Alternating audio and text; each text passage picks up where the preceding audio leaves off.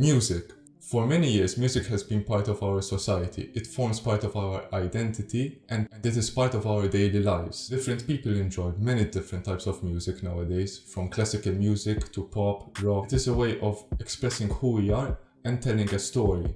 But have you ever stopped and think what music really means? On today's episode of Time Curve, we'll be looking at what music means.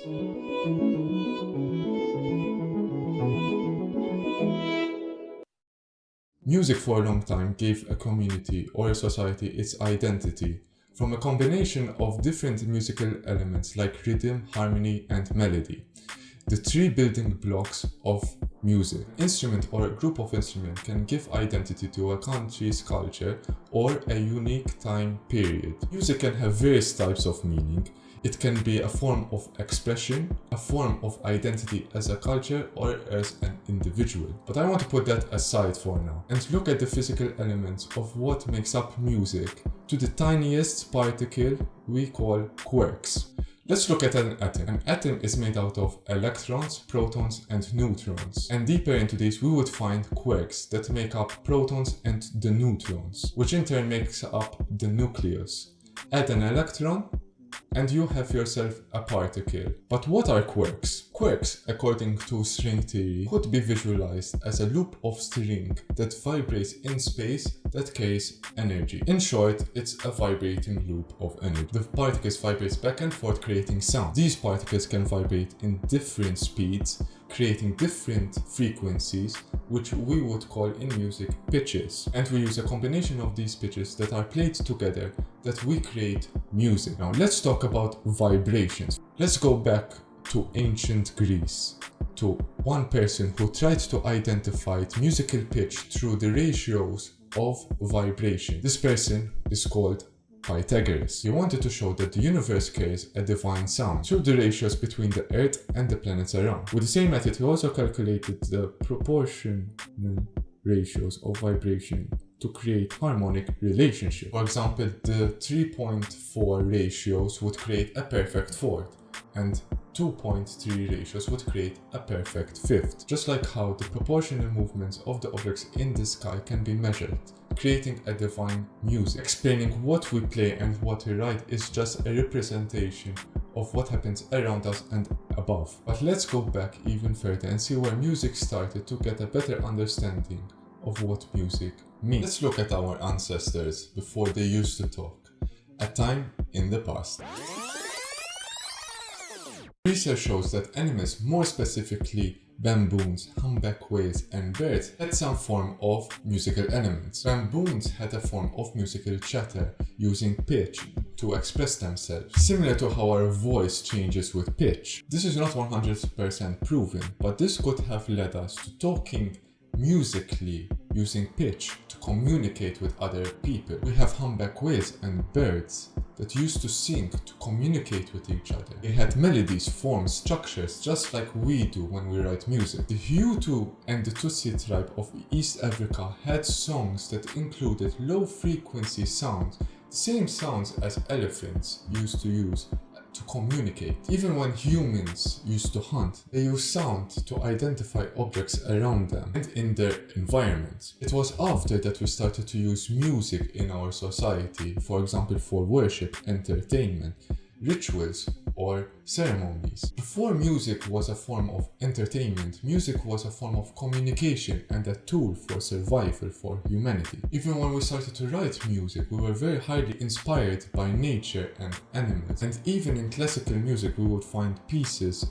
that represent birds and nature. So what does all this mean?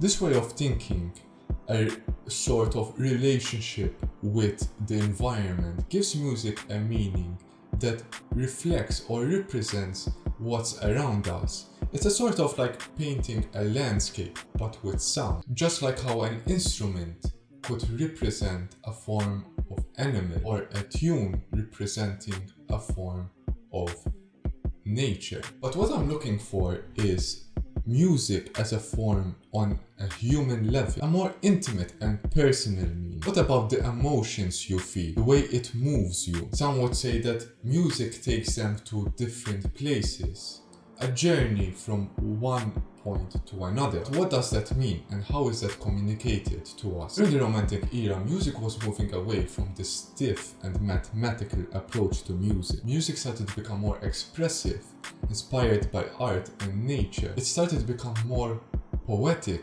and entering the modern era, music started to become more innovative, where it started to think in a philosophical way, changing the rules of music. With the invention of technology, we started to explore new horizons and new ways of writing music. Just like music can identify a culture, music also can express an identity of a person, from their emotions to their personal experiences. Music can transfer different types of information, emotions, knowledge, and understanding. The Taoist philosophers believed that listening to music could bring information, understanding, wisdom, creativity, innovation, and the ability to listening to music could improve one's mental, physical, emotional health. But how is this information being communicated to us? Leonard Bernstein talks about the meaning of music and how the meaning of music is subjective to the person. When listening to a piece of music,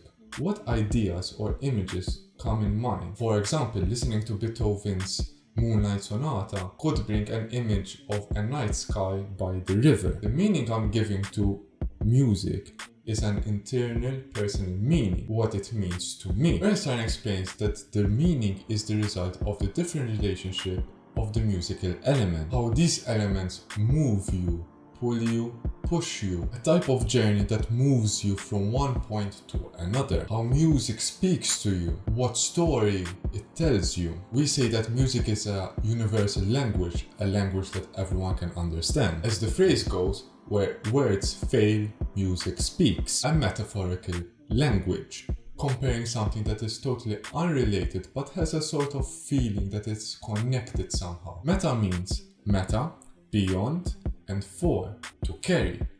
To carry meaning beyond the literal. So let's take a metaphor that I just came up with. John is a rock. Let's boil it down to what it means. John is strong. A rock is strong. Therefore, John is a rock. But this way of speaking is not very poetic. It's very semantic. So we cut all that and we just leave with John is a rock. But unless you know what's the meaning of John and the rock, this phrase means nothing to you. You can say when you listen to a new music for the first time, you don't get it. You like it, but you don't get it. You don't understand where it came from and how it's built. Since you have no inner experience with the music, you don't have any connection with it. But nonetheless, you still feel like it can speak to you, it can move you. You just don't know what it means. Bernstein explains metaphors as metaphors succeed at naming the unnameable, things that we cannot explain through words and communicate the unknowable. Let's take a soundtrack from a film, The Pirates of the Caribbean, and take the main theme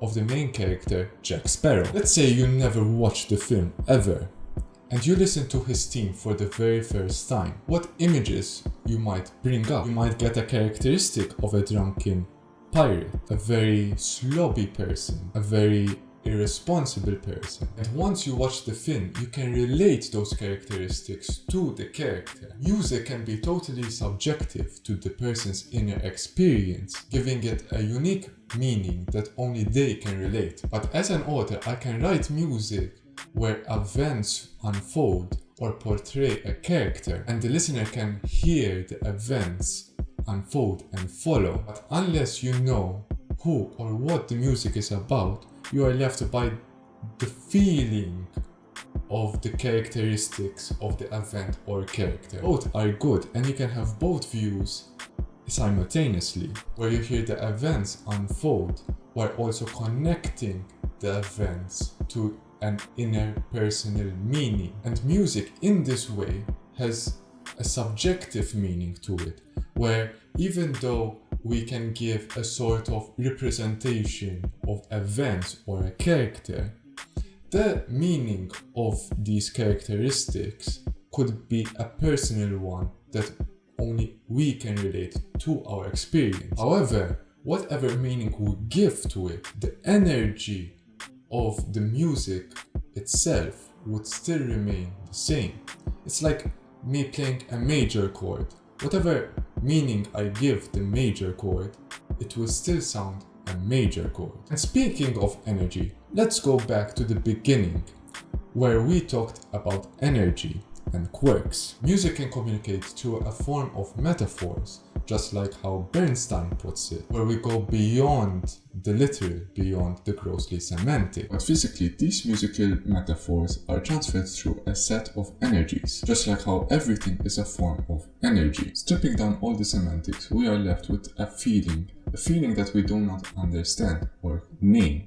We can give meaning to music like a story, a character, or a personal experience. But you strip all that down and you get to the essence, that whatever meaning you give to music, it will always give out the same energy. What that energy means to you will be different for everyone, since everyone have different experiences. Just like the metaphor drawn is a rock. Energy of strong will be there, but what strong means will change with the context you give it. You can give any meaningless metaphor to music, something that you don't get, but all it needs is the feeling that it means something. Try and visualize it like this.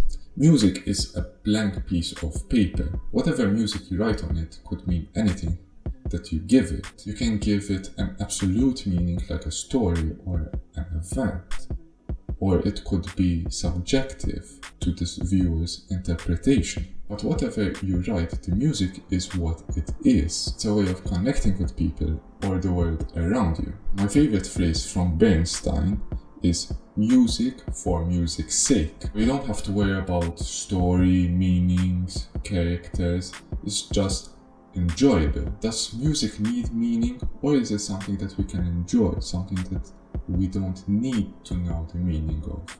It's just because it's nice to hear. These views on music can communicate ideas, concepts, images, just in different ways. Music can mean this divine representation of the world and the nature around us. It could also mean a story, an event, or it could mean something personal, a personal experience related to our memories, understanding, and knowledge, a metaphorical meaning. Or music could not need meaning at all. Strip down any semantics or personal content, and you are left with the essence of music, a form of communication or expression, something that goes beyond our understanding. Music means nothing and everything. The way I see it, music is a way of communicating that could mean anything to you. It could represent anything you want. It is a way of connecting with us, nature, and the beyond. Now, I could be missing something in this video. Maybe there's an absolute truth that I've missed. If you like the video, please like and subscribe, and comment down below on what music means to you. And if you have any suggestions or ideas you want me to video, please also comment down below. Until then, I will see you in the next video on Time Curve.